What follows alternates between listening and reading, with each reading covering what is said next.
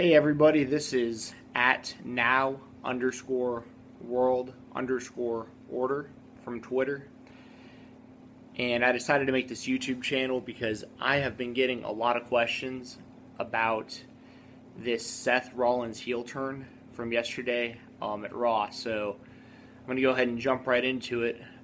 So the big news coming out of Monday Night Raw is that Seth Rollins from the Shield has turned on Roman Reigns and Dean Ambrose and aligned himself with Randy Orton and Triple H.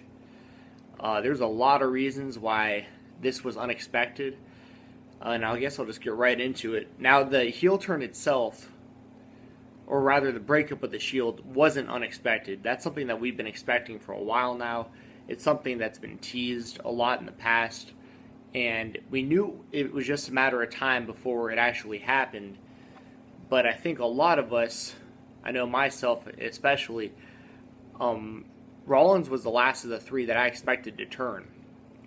You know, you got a guy like Dean Ambrose, who I'm actually representing right now. He's a natural heel, and I've been a fan of his for a long time. Back when he was Jon Moxley, I was chomping at the bits waiting for him to get an opportunity in the WWE. And I mean, this guy, he's such a natural heel. He gets comparisons to Rowdy Roddy Piper and Jake the Snake Roberts, and they're well deserved. Those are compliments for sure. He reminds me, like his dark promos and stuff, remind me of, early Mankind when he would be in the, the boiler room with, rats and whatnot. I see a big future for Ambrose as a heel in the company. So I was kind of expecting him to be the one of the three to stab, the other two in the back in the Shield. You got Roman Reigns, who, the company is very high on. You know that he's going to be a big time babyface, in the heel, or in the company's future rather. That's well deserved too. He's very athletic. He's got a great look. He's going to draw a lot of money for the company. He's got good genes. I mean, he comes from a wrestling family. I just don't think he's quite ready yet, to carry the ball on his own. And I think that may have been a lot of the reasoning behind Rollins getting this push as a heel. Rollins is ready to go right now. He can get out there and he can main event on his own right now. He's another guy that, just like Ambrose, I've been watching Rollins for a long time. And, I almost call him Tyler Black every time I say his name because, man, I was watching him when, he was tearing up Ring of Honor. And the thing with Rollins is he's been a top performer in every company he's ever been in. Anywhere I've seen him wrestle, I've seen him as the champion. He's someone that companies can rely on. They can put the company on that guy's back. They know he's going to show up. They know he's going to perform. They know he's going to do a good job. And what's wild with Rollins, is his in-ring style really fits, a babyface role.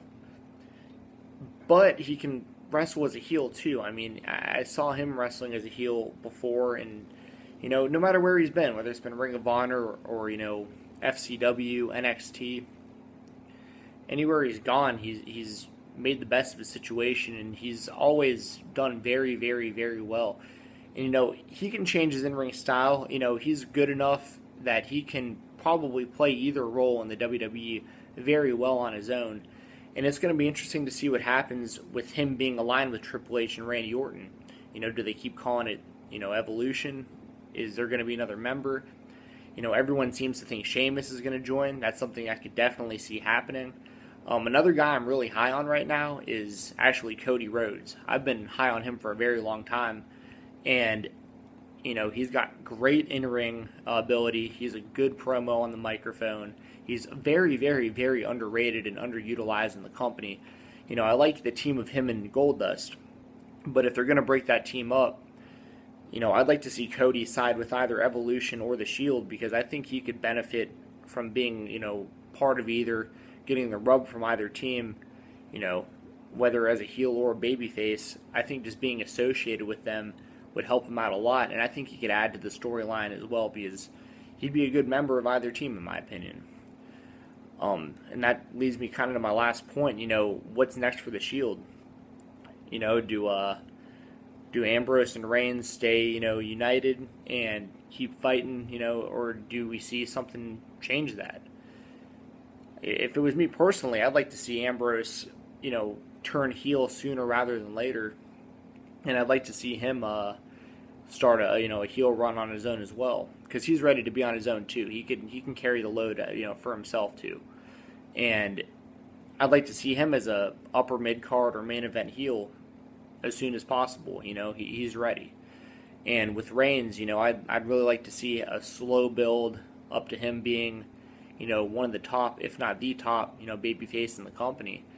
And we got a lot to look forward to as wrestling fans. I mean, we got, Reigns, Ambrose, and Rollins. Cena's still being Cena. I'm not a big fan of his, but I understand the company's standpoint on him. We got Bray Wyatt. Like I said, you got guys like Cody. Hopefully we got Dolph Ziggler doing something in the future, because that guy, I can't even imagine what he must think every day.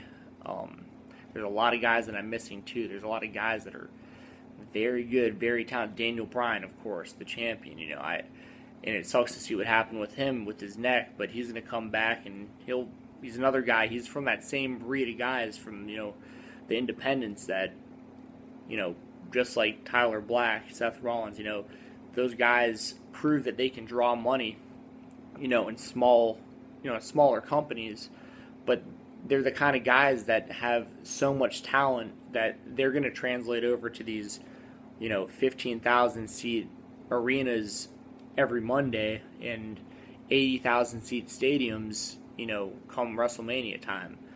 And I was actually there live at WrestleMania in New Orleans, and I got to be a part and witness what that was, and that was a great, great show, great time, had a blast. So that's kind of the end of this video. Let me know what y'all think.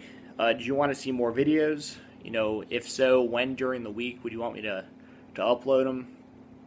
I'm thinking Tuesdays if I keep doing it, because then we're fresh, off of an episode of Raw, and if there's a pay-per-view or special event, the preceding Sunday, then I can talk about that as well. I can do more during the week if you want them to. I'm a fan of, NXT, SmackDown, Impact Wrestling. I'm a big fan of mixed martial arts. I'm just as passionate about MMA as I am professional wrestling. So if you want to see videos about that kind of stuff too, I definitely do it. So if you're gonna follow me on Twitter, it's at now_world_order, just like this YouTube page. So that's at NOW_WORLD_ORDER. So please subscribe to this YouTube channel, follow me on Twitter, and if you have questions for me, please send them to my direct messages on Twitter. So DM me questions. That's the only place I'm going to look for questions to answer in video. If I'm not following you on Twitter, just mention me in a comment, tweet it out, just saying something about you being a wrestling fan. Just make sure I know you're a fan. I will follow you back, and then from there you'll be able to direct message me any questions that you have, and I will answer every single question in video. Also, feel free to comment here on this YouTube channel, but this is a positive thing. I'm not above constructive criticism. I'm all for it, but this is about having a good time, about, making conversation about stuff we like, mainly professional wrestling and MMA here on this channel. So please keep it positive, and, let me know what you think. See ya.